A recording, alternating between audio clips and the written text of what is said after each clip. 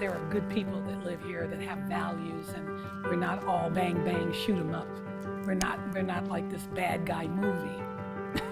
There's very few places where I've been where people are as helpful as they are here, and actually as excited about new things happening. I feel honored to be part of this community here, and the community here has deeply inspired and influenced me in many ways. And I love the city of Detroit. I think that there is kind of a poetic beauty about Detroit that just endures over and over and over again. In spite of all the difficult times that the city has gone through, Detroiters really do love their city. It's been boom, boom, boom, battered, taking hits, Detroit. Yeah, but folks who remain here in the city, they know it's gonna rise. They know, because we've been through other tough stuff. This is Detroit.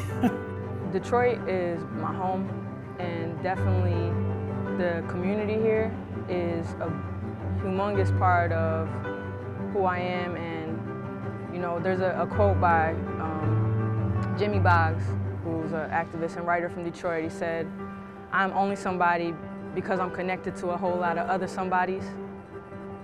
The arts are literally driving Detroit right now. And I can't think of a more exciting way for a community to kind of come out of what they've been through and have a rebirth. I think people choose to be here and make the most of their time here. If you're really sincerely interested in facilitating a community's expression of itself, and I don't want to get too poetic about this, the community's soul, the community's sense of itself, it's just simply a very basic matter. You don't want me to tell you what to do. No artist, no community wants to be told what to do. Unfortunately, a lot of philanthropy is about telling people what to do. I've got $10, I'll give it to you if you do this, or $1 million, or $100 million, whatever it is. We've taken a completely different approach, and the approach is, hey, we're interested in art in Detroit. Got any ideas? I'm very happy that the Knight Foundation decided to focus on art and artists to help rebuild the city, to consider that we have a role and a big role to play.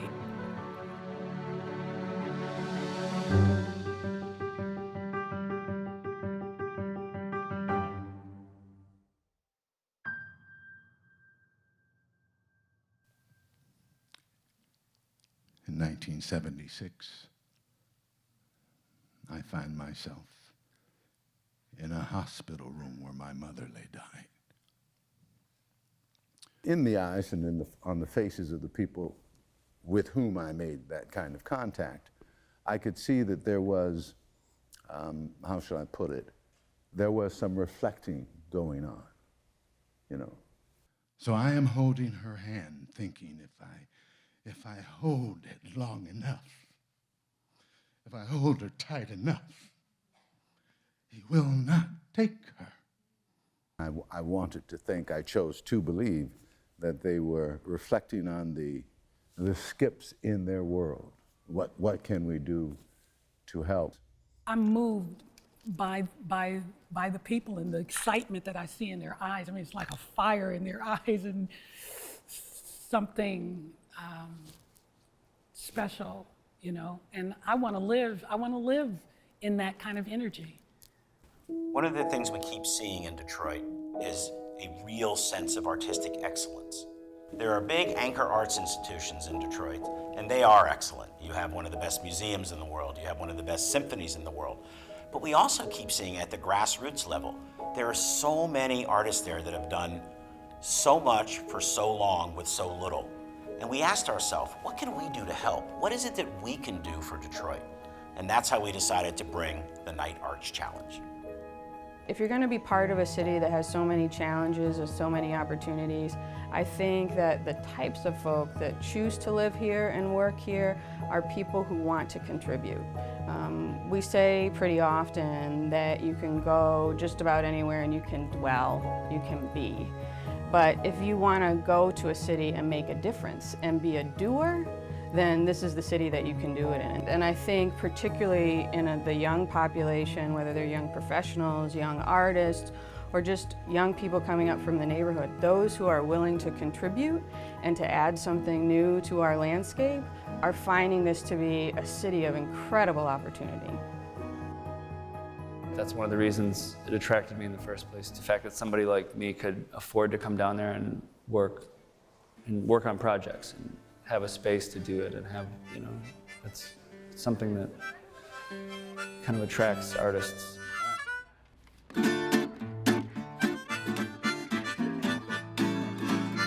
There's something about traditional music on traditional instruments that just feels so natural. So I think everybody responds to that, you know, no matter who you are.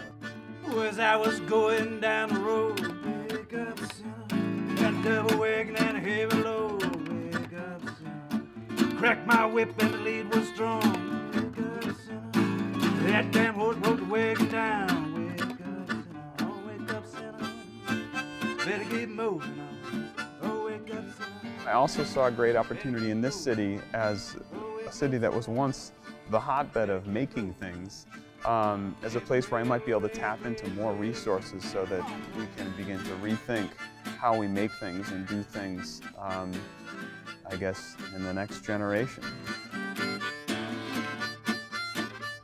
And I feel like Detroit is well poised to figure that out with some of the resources that we have here, knowledge, tools, people.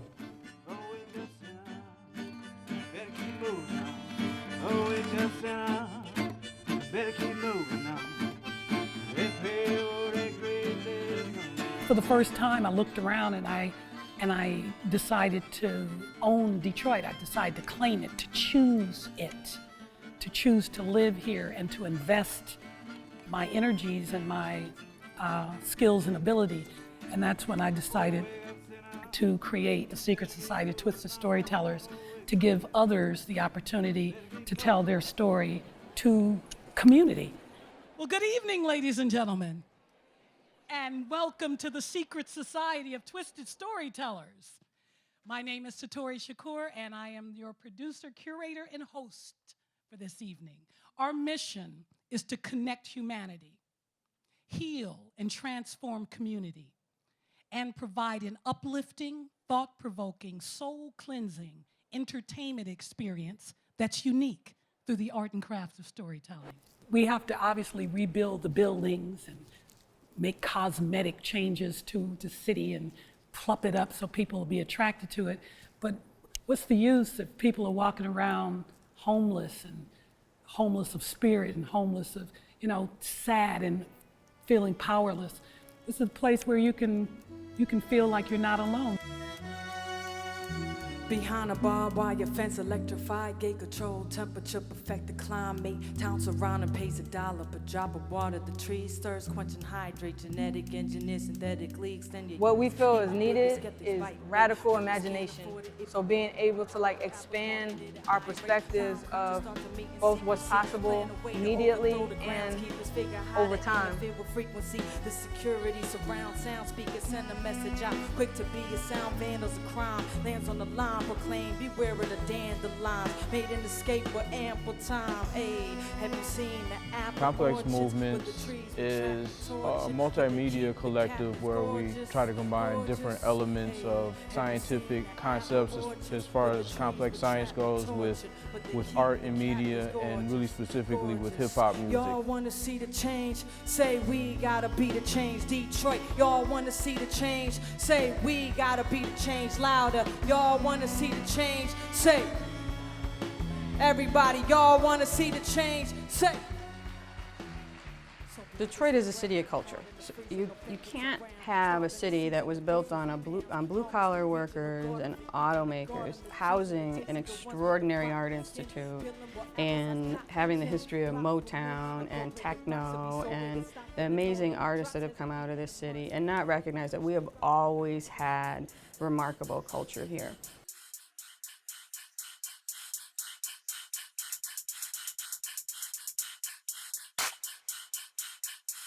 We did our first show in 1975 when they was playing records. And our last performance was at Shane Park in 2004. That was the last performance from 1975 to 2004. So that's a lot of years. From almost nothing to almost something. Because, you know, we were under the radar. We never made the national acclaim, international acclaim, but this story sits here in Detroit and people don't know about it. You know, I don't know if they told y'all, but, you know, we was criminals. So that's why a lot of it took place at night. The early parts of the JIT started at night, under a street light, when all the stuff we stole, we had already separated and split it with each other. There's nothing else to do but to start slap boxing, right? Oh, what, you serious? And then it gets serious, but then he'll say, hey, let me show you this, show me that move you did. Stand right here, and this is at night. He do it, and my other brother said, you come over, you stand here. Now, do the same move. That's really how it started. One person asking the other guy to stand next to him, and then the other guy, he stand next to me.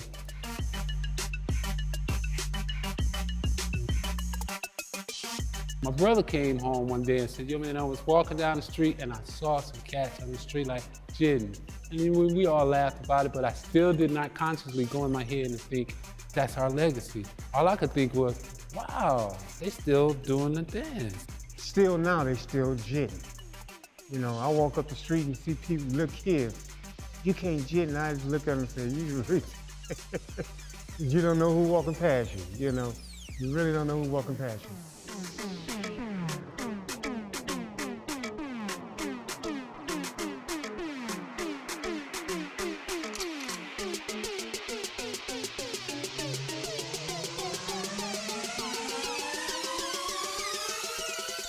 There's a wide variety of cultural creatives moving into the city. We have seen an increasing number of writers coming into this community. It's a place that provides great urban beauty, but also a lot of natural beauty that I think inspires artists and writers. We've seen an emerging dance community that I hadn't seen a lot of in Detroit before.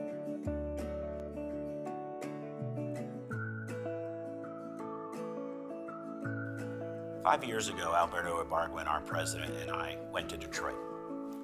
We didn't know what we'd find, frankly. But what we found was a community rising up, being led by cultural creatives. And we said, what is it that we could do to help? We decided that we wanted to bring a signature program that we've been working with for years called the Night Arts Challenge. It only has 3 simple rules. Your idea must be about art, it must take place in or benefit Detroit, and if we choose you, the community has to have some skin in the game. The community must step up and help match the grant that we're going to give you. So we brought this idea to Detroit, and the response was overwhelming. We got 1,400 ideas from art and artists in Detroit. We narrowed that down to around 79 finalists, and we picked 50-something winners. And one of the things we keep seeing in Detroit is a real sense of artistic excellence. And that is worthy of granting dollars and funding to help produce those ideas. And I'm excited to have met some of the other winners and how supportive we are of each other. And it feels good because creativity lives in a different realm than competition. There is an energy, and I think there's artists are becoming more proud of what we do, and that we can go and talk to people about it. We can say, we can put our thing next to some other thing and feel that our thing is as important.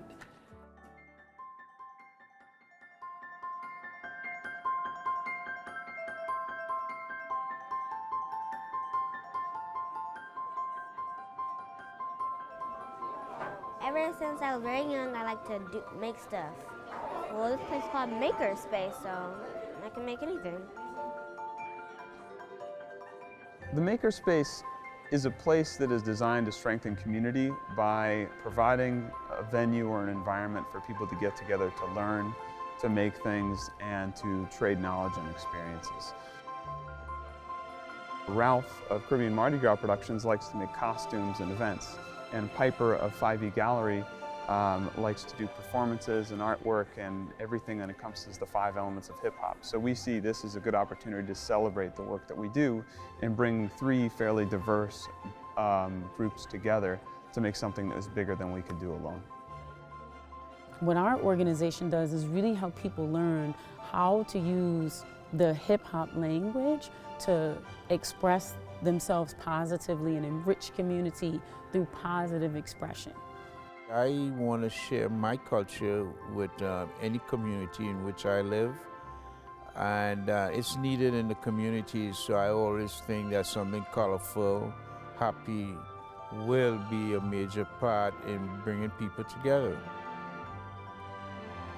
We've actually done a Mardi Gras parade, a really small one around the neighborhood before, and it was amazing to see how positively affected people. So I see a huge opportunity with the investment from the Knight Foundation and hopefully the assistance of others to make this into a larger event that will affect multiple communities, not just this geographical one, but artist communities, designer communities, maker communities, other creative communities that want to put their work into this festival, into this parade, so that we can show off what we're truly capable of.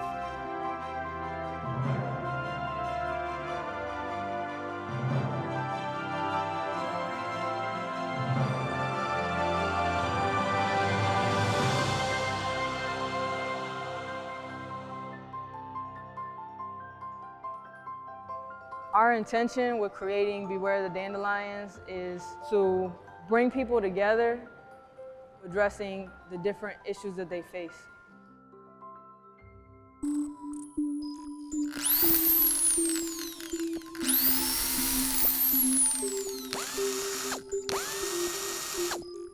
Essentially, this is a small version of a larger pod that we've built. We call this one Podzuki. The large one is Podzilla, and they're both inspired by Godzilla names. We like to keep it silly, but everything here is pretty serious, as you can see on a technical level. We actually made this so that we can be able to develop visuals, interactions, and work in a space that actually represents the surfaces onto which we're projecting these images. So we have like a curved, immersive environment that we've built, and we're able to model this in 3D in the computer, but it's very difficult to work like that on a two-dimensional screen while trying to conceptualize a three-dimensional space. So we also shrunk it down because the large one is so large that we can't fit it anywhere for long-term development. And so we found it to be feasible to build this small version to work with. So we can put our table and computer right on the inside of it and literally sit in here and do 3D modeling and animation and programming in the middle of the pod, and seeing it as if we were the audience or the participants in Beware the Dandelions.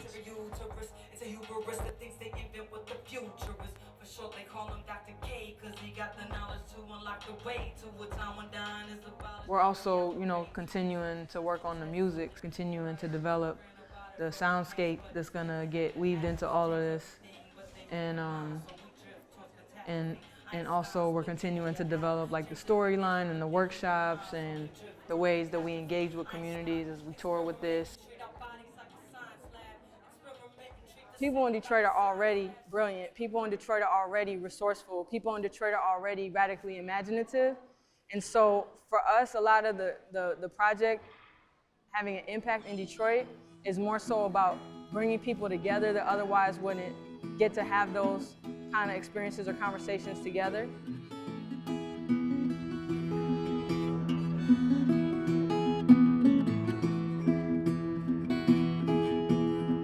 When I go by Baltimore, ain't no carpet on my floor. You come along, follow me, baby, we'll go down to Galilee.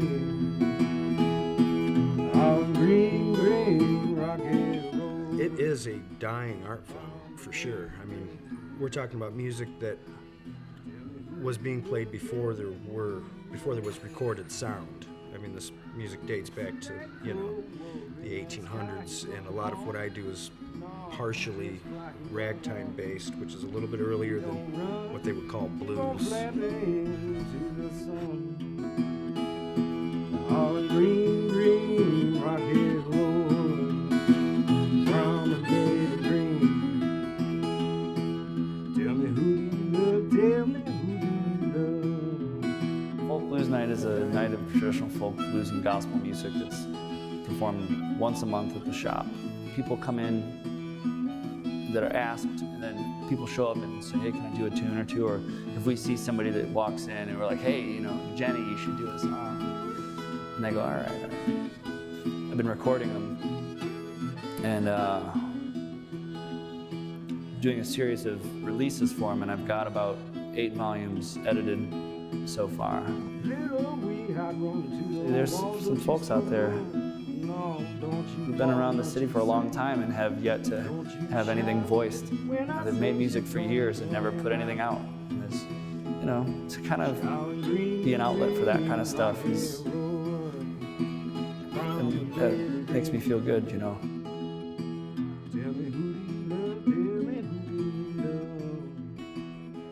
Detroit is always going to have its own character and have a uniqueness, and I really hope, and I think most Detroiters hope, that we won't lose a little bit of grit, a little bit of dirt, a little bit of uncomfortableness and irregularity.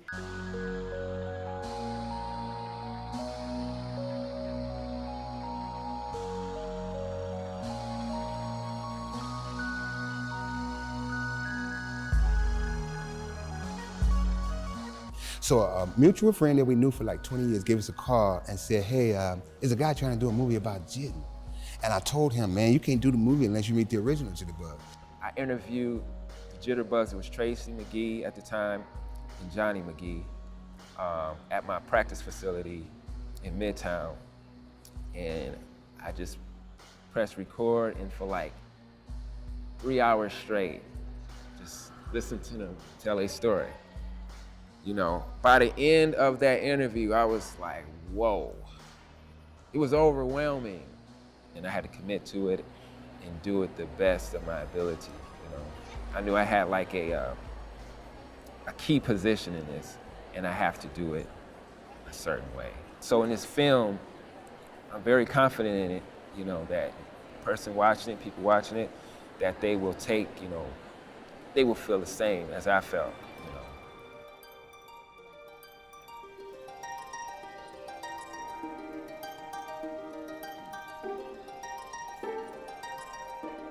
When we met him, we realized that he, together with everybody else in Detroit who does the jit, collectively helped keep the legacy alive. So for that, we embrace him. I'm proud of it. I'm like, whoa, if it wasn't for the legacy, I wouldn't be sitting right here right today.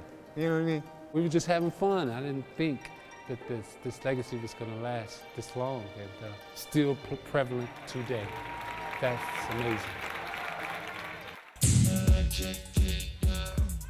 I felt like, you know, Detroit getting this recognition for this particular dance style and its history, we got to start at the beginning. And I think that will set a strong, sturdy foundation for everything else, you know. And because a lot of people that's doing the dance, and just like how I was, didn't, you know, see that connection. And now that connection will be established, and then we can move forward. You know, it's been passed over to another generation, and it's not dead. It's still alive till today. And this is like 40 years ago, and it's still today. It's still, I could walk up the street, somebody be jitting, or standing in front of the store jitting. You know, it's something. It's something.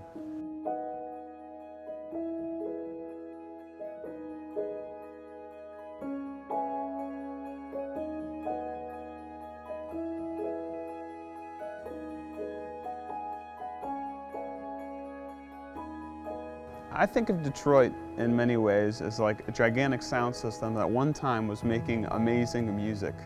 But steadily throughout time, people have pulled the plugs out of the instruments and out of the amplifiers, and some of the amplifiers and some of the instruments have gone away.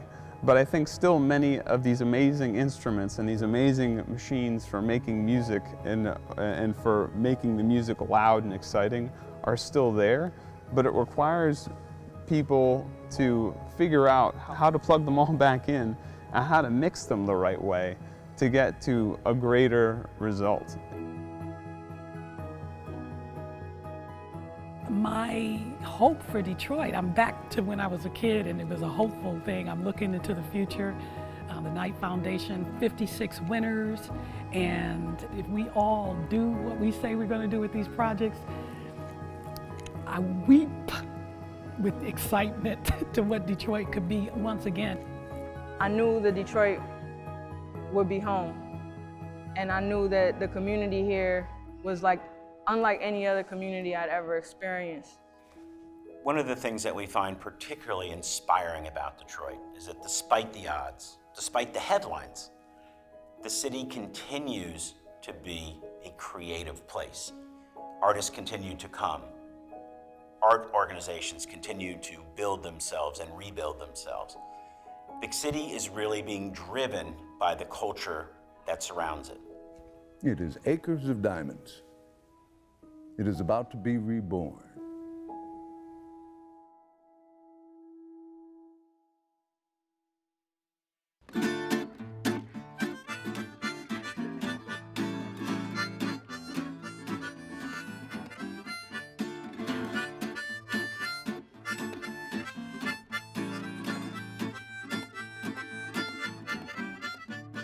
As I was going down the road, wake up, son. Got double wagon and a heavy load.